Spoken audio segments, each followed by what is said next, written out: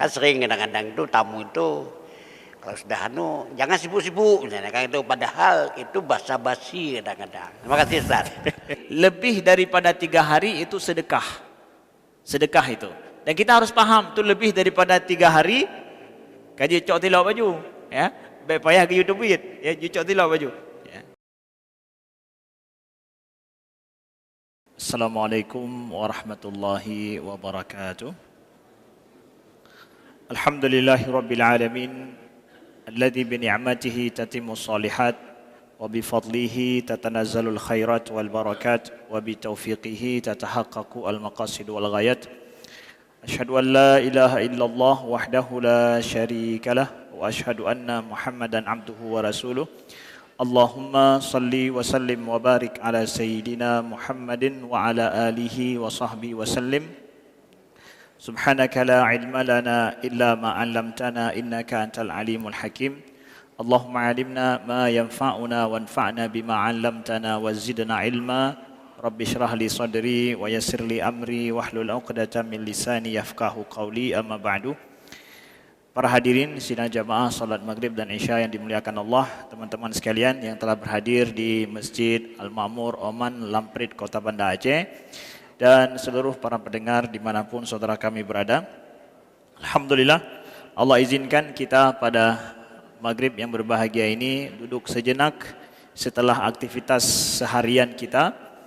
Sejenak kita bertafakur, sejenak kita beriktikaf di Masjid Allah, sejenak kita melepaskan kelelahan seharian dengan kita niatkan menambah ilmu, belajar tentang agama, belajar tentang iman, belajar daripada petunjuk sunnah Nabi SAW dan juga firman Allah di dalam Al-Quran. Bahwa jiwa kita selalu butuh untuk disegarkan, dan jiwa itu disegarkan itu dengan kalam Allah dan disegarkan dengan sabda Rasulullah SAW, karena di dalam Al-Quran dan dalam sabda Nabi itu adalah ada petunjuk dan itu sesuai dengan jiwa kita dan itu yang dibutuhkan oleh diri kita. Maka saudaraku yang dimuliakan Allah, dalam pertemuan kali ini kita mengangkat judul masih masalah iman. Ya. Saya mengangkat judul atau judul yang kita bahas pada kali ini adalah tentang bahasa anak mudanya ngetes iman ya. Gimana nih saya mau ngetes iman saya, gimana caranya? Saya beriman, saya ingin tes iman saya itu seperti apa? Bagaimana bisa saya ngetes iman saya gitu? Nah, mungkin nggak Ustadz kita tes iman kita itu? Nah, dulu saya ingat waktu SMA itu atau masih waktu di pondok, kawan-kawan ada yang bilang iman ini perlu dites juga sesekali gitu. Jadi kalau dulu itu ada yang ngajak misalkan pergi ke bioskop yuk. Untuk apa? Ngetes iman. Ya. Jadi ngetes imannya di bioskop gitu. Ya. Tapi sekarang alhamdulillah di Aceh udah nggak ada lagi bioskop ya. Ya, terserah masalah pro kontra masalah bioskop ya. Memang dulu kalau namanya bioskop ya tempatnya ya bukanlah tempat yang cocok ya bagi mereka yang ingin menjaga akhlak yang baik gitu. Tapi saya ingin mengangkat, ingin membicarakan bahwa gimana kalau seandainya ya, ngetes iman itu kenapa harus di tempat-tempat yang tidak terpuji begitu? Kenapa dengan perbuatan-perbuatan yang seperti itu ya? Mungkin nggak kita ngetes iman? Mungkin, dan kita dapatkan dalam hadis Nabi dan dalam ayat-ayat Al-Quran itu iman kita dipertaruhkan. Iman kita dipertaruhkan. Kalau engkau beriman, jadi mau ngetes iman, kita boleh lihat tuh pada ayat-ayat yang Allah mengatakan bahwa kalau engkau beriman, kalau betul-betul engkau beriman. Berarti kalau ada ayat-ayat yang Allah bicara seperti ini dengan kita, itu kan sebenarnya Allah ngajak kita ngetes, betul enggak engkau beriman? Lakukan ini. Nah, jadi apa saja yang kita dapatkan dalam sunnah Nabi, dalam hadis, dalam ayat juga, yang Allah dan Rasulnya ingin pembuktian daripada kita, pembuktian iman kita. Lakukan ini kalau memang kau beriman. Ya, kalau kita ikuti hadis-hadis dan ayat itu sama juga dengan kita mau ngetes iman kita gitu. Iman ini perlu untuk dites, perlu untuk dilihat kemapanannya, keseimbangannya, kemampuannya untuk kita melakukan sebuah beban, sebuah tanggung jawab. Sanggup nggak saya atas dasar iman saya melakukan ini gitu. Ada nggak hadis-hadisnya Ustadz? Saya akan mengetengahkan beberapa dua macam hadis saja yang Nabi mengajak kita untuk mempertaruhkan iman kita. Ya. Hadis yang pertama adalah An Abi Shuraih Al-Adawi qala sami'an uzunayya fa absarat aynayya hina takallama an-nabi sallallahu alaihi wasallam faqala man kana yu'minu billahi wal yawmil akhir falyukrim jarah wa man kana yu'minu billahi wal yawmil akhir falyukrim dhaifahu jaizatahu. Dari Abi Shuraih Al-Adawi, beliau berkata bahwa telingaku mendengar langsung dan mataku melihat langsung ketika Nabi bersabda. Nah, kata beliau, ya, aku lihat langsung dan aku dengar langsung ketika Nabi bersabda. Apa sabda Nabi? Barang siapa yang beriman dengan Allah dan hari akhirat, hendaklah dia muliakan tetangganya. Barang siapa yang beriman kepada Allah dan hari akhirat, hendaklah dia memuliakan tamunya dan dia berikan hadiah untuk tamunya. Para sahabat bertanya, ya, qala wa ma jaizatuhu ya Rasulullah? Apa itu hadiah bagi tamu ya Rasulullah? Qala yaumun wa lailah wa dhiyafah thalathata ayyam fama kana wara'a dzalika fahuwa sadaqah. Kata Nabi, hadiah untuk tamu itu adalah engkau memberikan kemuliaan yang engkau miliki, segala sesuatu yang istimewa yang engkau miliki kepada tamu 1 hari 1 malam. Sedangkan hak tamu kepadamu itu adalah 3 hari 3 malam. Jadi 3 hari 3 malam, malam pertama kita servis secara istimewa.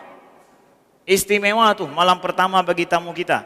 Selanjutnya 3 malam itu hak dia bersama dengan kita, yang kewajiban kita untuk kita terima dia, tanpa kita pertanyakan mau ngapain di sini, mau buat apa rencananya, mau kemana, nggak boleh tanya itu.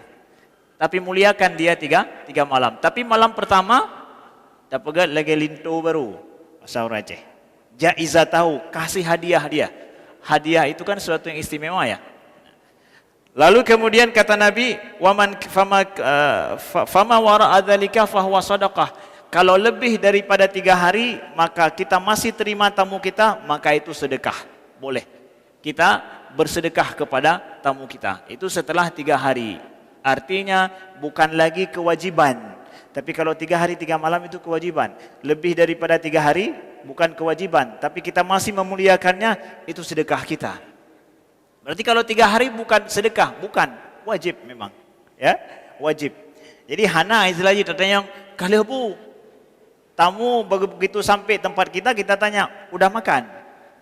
Jangan tanya, sediakan makanan, lalu katakan, makanlah, saya tidak lapar. Ya sudah, itu hak dia itu. Itu hak dia, kita muliakan. Itu dalam ajaran sunnah Nabi SAW. Hingga hari ini kan sering kita ya, kalau ada tamu gitu, medeh datagun bu bacu ilai belen wo, ya, medeh nejib iya ilai bacu belen wo, nya i hana gerak-gerak kah benar kah, ya, airnya nggak disuguhkan, dia bilang minum dululah, jangan pulang dulu. Begitu tamu datang, sediakan, muliakan dia, itu adalah hak dia untuk dimuliakan, itu dalam sunnah Nabi SAW. Nah, kita lihat yang pertama kata Nabi apa? Siapa yang beriman kepada Allah dan hari akhirat, muliakan tetangga, kata Nabi. Berbuat baiklah untuk tetangga. Jadi mau ngetes iman, mau coba-coba iman saya ini kuat atau tidak, coba muliakan tetangga kita yang hidup dengan kita paling dekat dalam dunia ini. Di dunia ini secara fisik yang paling dekat hidup dengan kita siapa? Selain keluarga yang tinggal di rumah kita adalah tetangga kita. Tetangga depan rumah langsung, kiri, kanan, atau mungkin belakang juga. Ya. Itu adalah orang yang paling dekat dengan kita. Adakah mereka mendapatkan kemuliaan dari kita, atau kita sama sekali enggak peduli dengan mereka? Kalau saya peduli dengan mereka, bahkan saya muliakan mereka, itulah pembuktian iman. Coba tes iman kita. Kalau kita saatnya, saya dulu nggak pernah peduli dengan tetangga. Hari ini saya peduli. Pedulinya bukan cuma sekedar tahu apa kabarnya, tapi segala sesuatu yang baik kita berikan. Segala sesuatu yang baik kita perhatikan. Sampai kebutuhannya dan kita tahu bagaimana kondisinya. Saya pernah misalkan di di Kairo, saya pindah rumah, kami pindah rumah mau sewa flat baru. Sewa flat baru harus tahu dulu itu. Misalkan di depan rumah seperti apa tetangga kita, belakang rumah apa, di samping rumah kita juga, di atas harus tahu seperti apa, di bawah juga seperti apa. Karena rumah kita kan rumah susun. Jadi kalau ada tetangga kadang di bawah sulit kita, sehingga banyak komplain. Kalau kita banyak komplain apalagi orang asing sulit gitu. Jadi saya tanya, bagaimana rumah yang mau saya sewa? Saya tanya, ini bagaimana dengan tetangga depan belakang ini? Saya tanya sama orang yang pernah tinggal di situ. Tetangganya baik katanya. Baik tetangga ya? Baik ya. Bagaimana bentuk baik tetangga itu? Pokoknya dia nggak pernah peduli kita katanya. Nggak pernah tanya-tanya kita gitu. Oh begitu? Itu tingkat baik tetangga? Iya, nggak pernah peduli sama kita gitu. Maksudnya nggak pernah komplain apa-apa dan dia pun nggak mau tahu siapa kita. Saya bilang bahwa ini bukan tetangga baik, saya bilang. Ya, ini ukuran tetangga baik sama Nabi itu bukan nggak mau peduli apa-apa, nggak mengganggu, tapi memuliakan. Jadi nggak pasif dia, tapi memuliakan. Tetangga yang baik itu dia memuliakan kita, kita bisa memuliakannya. Itu tetangga yang baik. Nah, jadi ukuran tetangga baik seperti itu. Udah dia nggak peduli apa-apa sama kita, nggak mau tahu siapa kita, nggak pernah ganggu kita. Ya udahlah itu baik. Saya bilang bukan begitu, udah. Nah, ini kita paham. Jadi ingin buktikan kita baik, bukannya mengganggu, bukannya pasif, tapi apa juga? Muliakan tetangga kita. Mereka mendapatkan kemuliaan daripada kita. Mereka merasa bangga kita jadi tetangganya. Bukan cuma nggak ada gangguan dari kita. Nah, itu pembuktian iman. Kalau mau ngetes iman. Kira-kira si belum pemulia tetangga, kan jahilun. Rugolon, atau saya merasa lebih nyaman, lebih enak setelah saya peduli sama mereka. Ya, baik. Kemudian kata Nabi adalah kalau beriman karena Allah dan hari akhirat, muliakan tamu ya, sebagaimana kita jelaskan tadi ya. Jadi kemuliaan terhadap tamu itu salah satu ajaran sunnah Nabi SAW dan itu ada di dalam Islam, kawan-kawanku sekalian. Ada di dalam Islam, ini yang sungguh sangat mulia sekali. Yang susah kita dapatkan di dalam peradaban lain. Dalam peradaban, maaf cakap ya, orang barat sendiri misalkan, ya, tidak ada tingkat kemuliaan terhadap tamu seperti diajarkan dalam Islam. Sampai kata Nabi, itu 3 hari tamu, kalau dia bertamu, dia seorang muslim bertamu dengan kita, itu 3 hari itu kita servis dia. Hari malam pertama itu istimewa sekali servisnya. Setelah itu malam kedua boleh biasa saja, tapi berikan haknya, kewajiban kita. Setelah 3 hari 3 malam baru boleh kita tanya mau ngapain rencananya, apa yang bisa saya bantu, apakah masih mau nginap di sini, atau rencana mau pindah ke tempat lain. Nah, oh enggak, saya masih di sini. Kalau kita masih mau terima, ya sudah, berarti itu sedekah kita, kebaikan kita lebih daripada kewajiban. Bayangkan itu tetangga di dalam Islam. Tamu di dalam Islam. Mulia enggak itu? Orang asing, orang jauh ya datang. Apalagi ini yang datang adalah kerabat kita dari kampung, dari jauh datang. Jadi jangan dalam memuliakan saudara kita, kerabat, teman kita, tanya mau minum enggak, mau makan enggak, mau itu enggak, jangan tanya. Sungguh sangat tidak mulia itu. Jadi apa juga? Suguhkan, kemudian sampaikan. Silakan makan, silakan dicicipi, silakan diminum. Itu hak dia pada kita. Baik basa-basi, betul-betul basi gitu. Ya, basa-basi ini betul-betul basi. Gimana? Betul-betul basi. Amden, apa jubu wilayah bacut. Pedu jubu. Ya, taruh terus nasinya. Baru aku bilang makan dulu. Itu enggak basi itu, betul-betul basa-basi gitu ya. Begitu. Kemudian Kata Nabi, "Fama kana wa man kana yu'minu billahi wal yawmil akhir falyakul khairan aw liyasmut."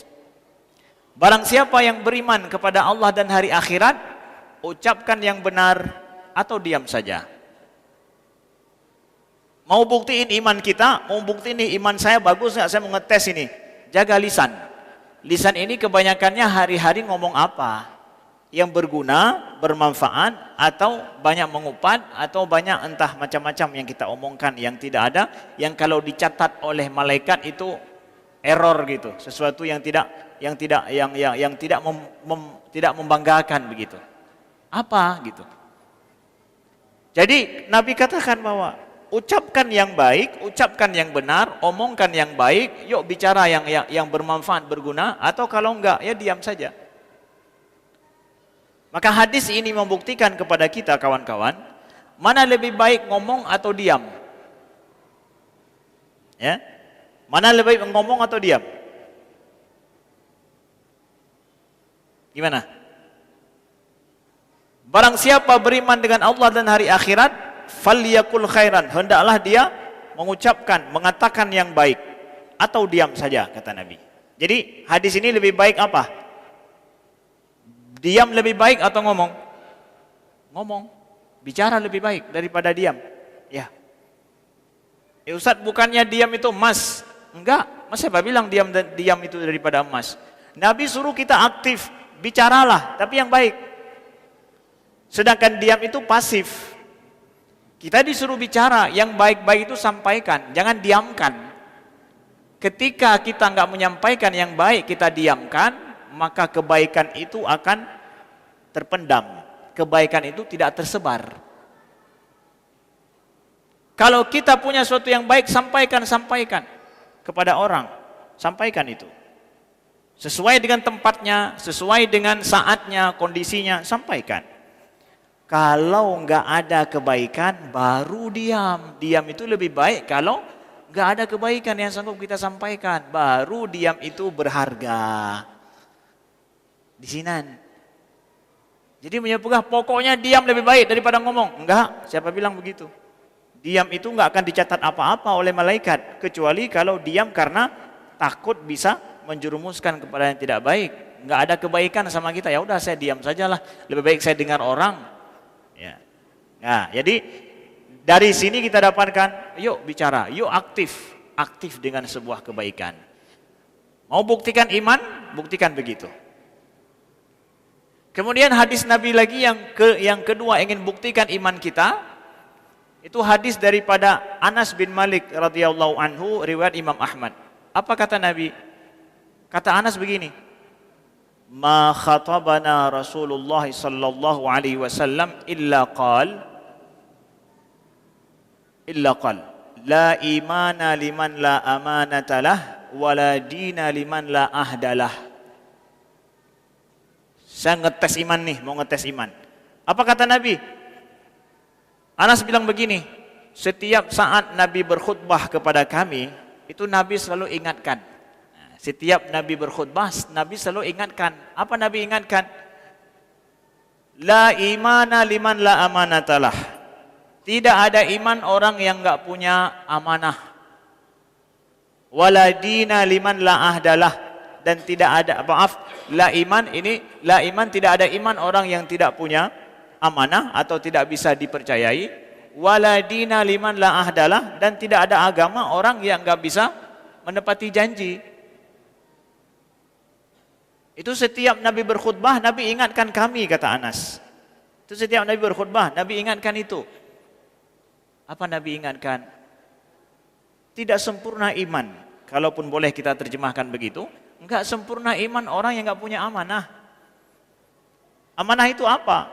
Amanah itu adalah seseorang yang mampu untuk melakukan atau memenuhi sesuai dengan harapan orang lain kepadanya.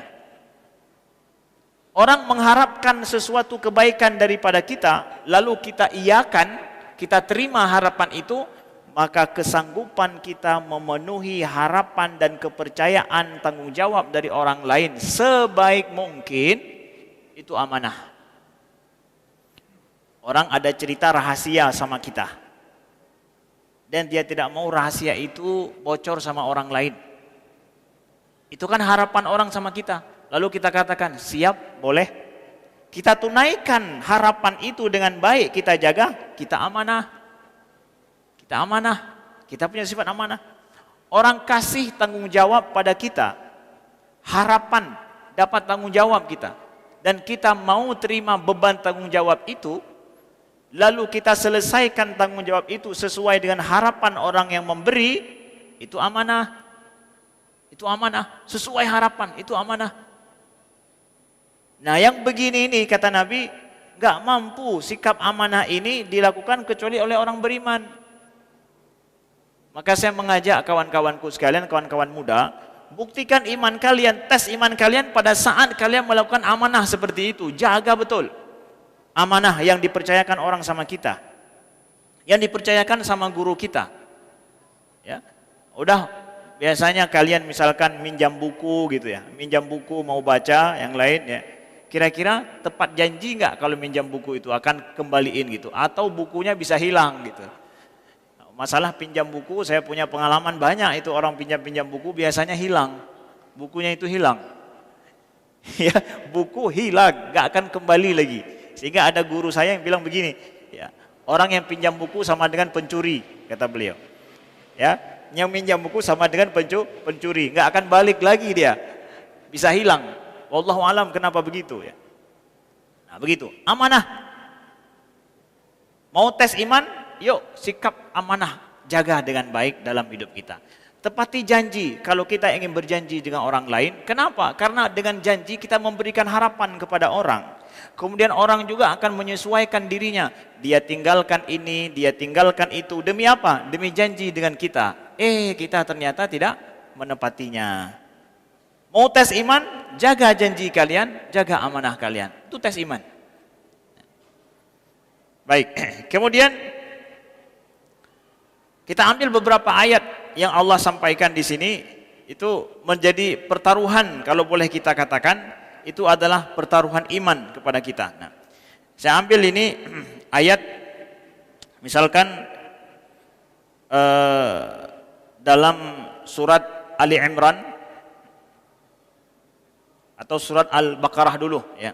Kita akan dapatkan Auzubillahi minasyaitonirrajim, bismillahirrahmanirrahim. Allah berfirman, "Ya ayyuhalladzina amanu taqullaha wa dharu ma baqiya minar riba in kuntum mu'minin." Wahai orang-orang yang beriman, bertakwalah kepada Allah dan tinggalkanlah oleh kalian sisa-sisa riba kalau kalian orang-orang beriman. Pertaruhan iman enggak itu? Ya. Wahai orang-orang yang beriman, bertakwa kepada Allah dan tinggalkan sisa-sisa riba kalau kalian betul-betul orang beriman.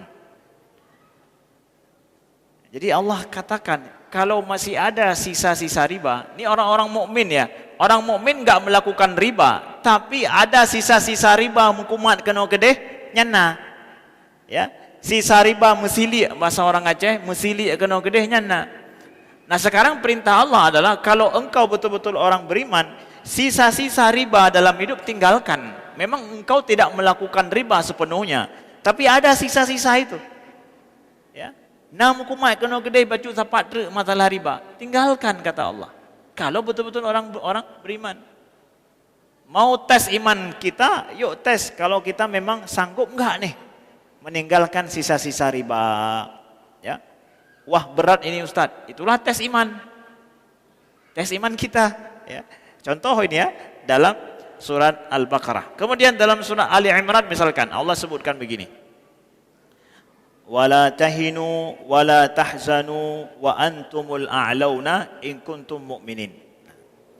Ini ayat ini kan Allah berbicara setelah kejadian perang para sahabat yang mereka merasa setelah perang Uhud itu merasa bersedih. Kenapa?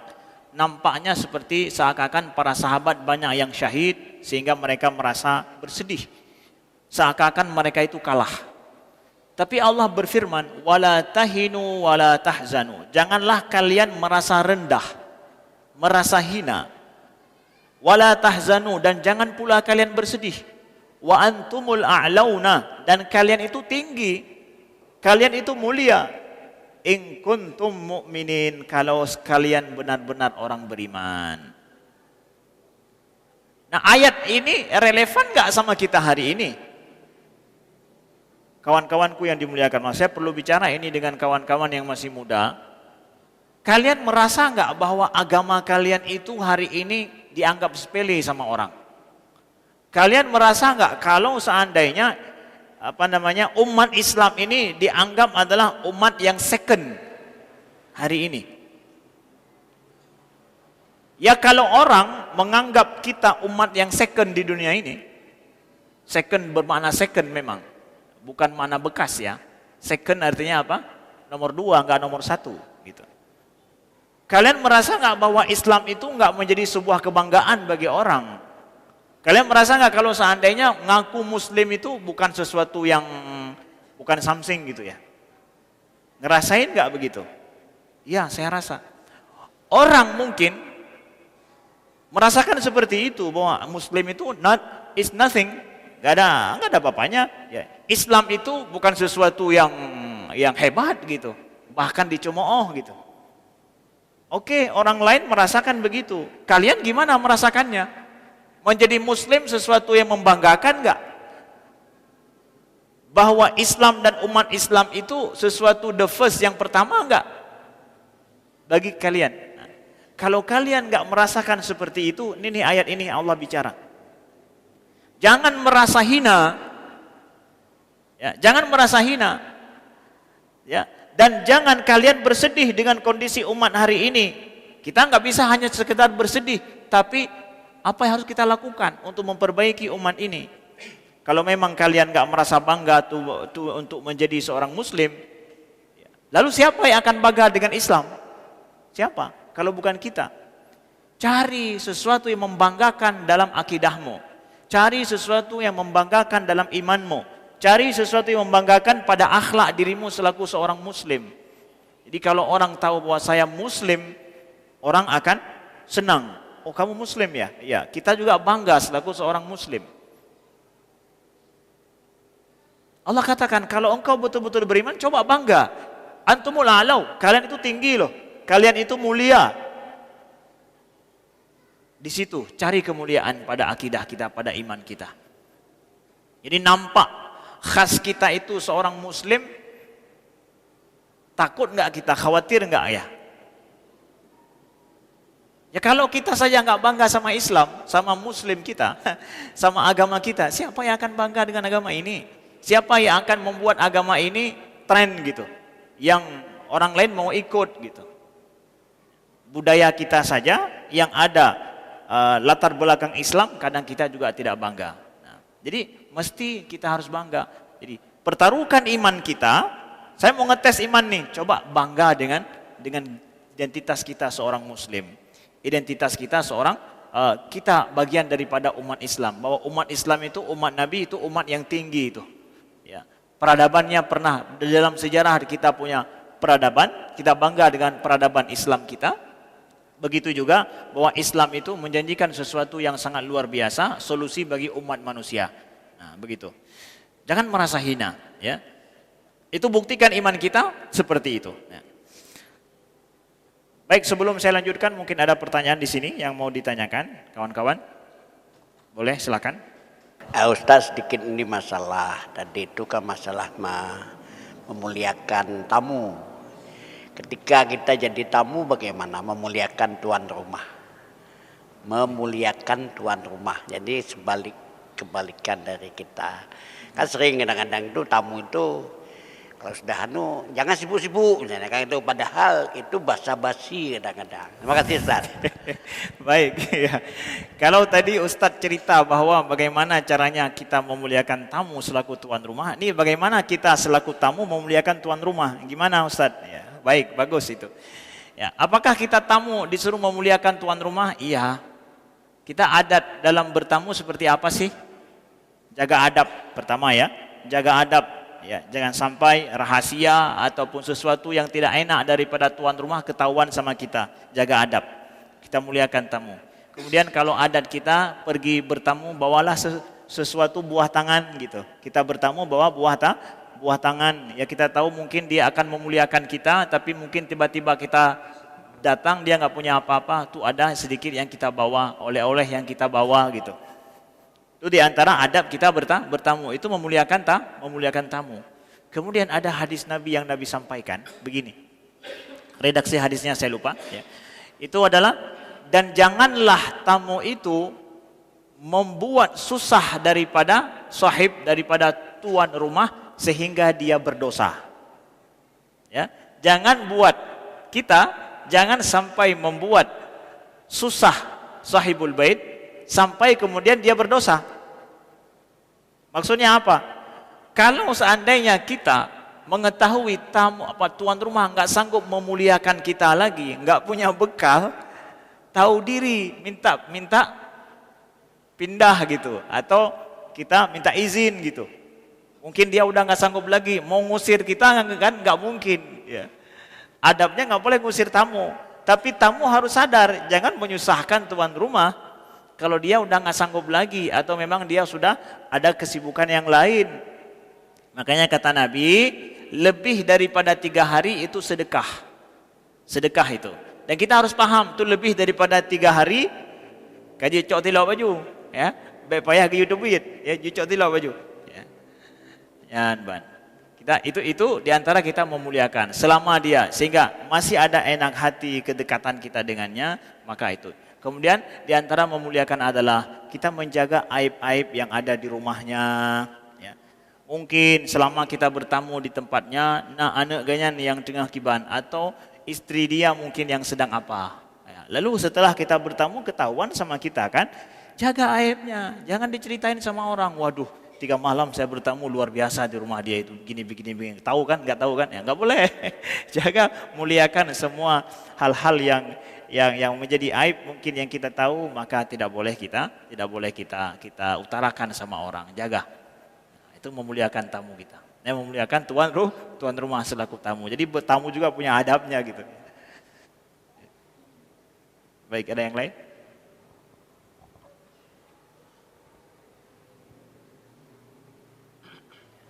Nggak ada ya? Baik, kalau nggak ada saya lanjutkan ya sedikit lagi. Nah, kemudian mau ngetes iman lagi, yuk kita lihat. Dalam surah Al-A'raf ayat 85 Allah berfirman, wa ila madyana akhahum syu'aiba qala ya qaumi ibudullaha ma lakum min ilahin ghairuh qad ja'akum bayyinatun min rabbikum fa'awful kaila wal mizana wa la tabkhasun nasa asya'ahum wa la tufsidu fil ardi ba'da islahiha dzalikum khairul lakum in kuntum mu'minin. Kata Allah apa? Dan kepada Madian saudara mereka Syuaib datang. Dan dia berkata, wahai kaumku, sembahlah Allah, tidak ada Tuhan selainnya. Qad ja'atkum bayyinatun min rabbikum. Sesungguhnya telah datang tanda-tanda dan ayat daripada Tuhan kalian. Fa'auful kaila wal mizan, maka penuhilah takaran dan timbangan. Wala tabkhasun nasa asya'ahum, dan jangan kalian membuat rugi orang lain. Wala tufsidu fil ardi ba'da islahiha, dan jangan kalian merusak di bumi setelah diperbaiki. Dzalikum khairul lakum in kuntum mu'minin, dan itu lebih baik bagi kalian kalau kalian beriman. Menjaga takaran dan timbangan, enggak membuat rugi orang lain dalam berniaga, dalam berbisnis, itu pembuktian iman. Mau buktikan iman kita, jangan pernah mengurangi takaran dan timbangan secara digit, sama sekali tidak boleh. Jaga itu pembuktian iman kita. Sehingga Nabi SAW menyuruh kepada para sahabat, kalau menakar menimbang maka lebihkanlah, kata Nabi. Kalau kita nih mau menakar menimbang, artinya bahwa kalau bisa lebihkan, jangan sampai kurang. Kenapa? Menjaga lebih baik daripada sampai kurang. Karena Allah katakan wala tabkhasun nas, jangan kalian kurangi sehingga orang rugi. Itu yang betul harus dijaga dengan baik. Itu lebih baik bagi kalian kalau betul-betul kalian beriman. Nah, mau buktikan iman kita, kita seorang bisnismen, ya, kita ataupun kita jualan di online, udah speknya kita janjikan begini, udah sesuai dengan spek kirim, bahkan lebih baik, mungkin lebih bagus, bisa lebih baik, tapi jangan pernah mengurangi speknya. Jadi orang harus tahu nih, kalau yang jualan ini adalah toko muslim, itu mereka yakin itu. Ya, toko muslim itu pasti speknya seperti yang ditulis tuh, nggak akan berkurang sedikit pun. Yuk tes iman kita di situ. Insya Allah dengan begitu kita akan dimudahkan hidup kita, maka Allah akan menjadikan kita adalah orang-orang yang terpilih, dan dengan iman kita akan lebih kuat dan hidup kita juga akan lebih mudah insya Allah Ta'ala. Mungkin sekian daripada kami, terima kasih, dan kami beritahukan bahwa di masjid kita sudah membuka dengan panitia masjid, sudah membuka healing corner, ada tempat konsultasi anak muda, konsultasi mental anak muda. Jadi yang ada permasalahan tentang mental, hal-hal yang berkenaan tentang itu, yang kalian tidak tahu harus ngomong sama siapa, jadi di masjid ada, kita sediakan tempat healing corner tempat berkonsultasi masalah ini, privasi sifatnya, silakan ikuti, ikuti di IG Akrab Healing Corner, gimana caranya mendapatkan servis atau mendapatkan konsultasi ini. Insya Allah Ta'ala sudah tersedia, available, silahkan sesuai dengan jadwalnya. Dan juga kami kasih tahu di akhir bahwa mungkin untuk beberapa pertemuan ke depan kami minta izin karena dalam kondisi safar. Terima kasih, mohon maaf atas segala kekurangan. Mudah-mudahan Allah berjumpakan kita lain waktu dan kesempatan bila ada umur panjang. Terima kasih. Assalamualaikum warahmatullahi wabarakatuh.